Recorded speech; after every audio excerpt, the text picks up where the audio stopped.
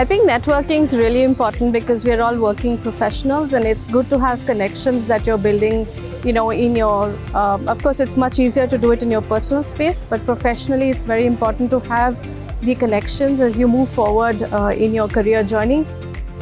It's also important to understand, your own purpose of being in the career and why you're there, right? If you can answer that for yourself, it also helps build credibility as you move forward. Whether you're building your own personal brand or even representing your organization in industry or the conferences that you go for.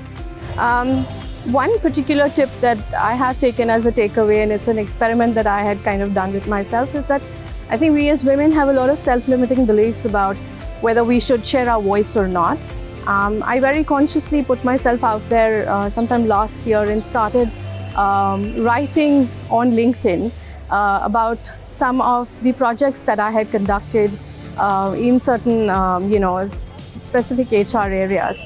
A lot of research went behind that, but it was very clear that, and being very articulate about what it is that you want to say, plus your own voice kind of coming through, and the personal belief that you want to represent, right? And position the organization as well. I did that, and I think it's worked exceedingly well, where I find that my networks expanded. People I had worked with many years ago reached out, and we are now in touch. I've formed new connections, and I think it's a great way to be, really. The environment was not limiting. When you're in a conference room, it's very structured. I think here, the environment being the way it was, the open seating and open space and the weather itself, it led to a lot of very genuine and authentic conversations. And of course, it was a very, I think, a touching experience to be sitting down with 40 plus women.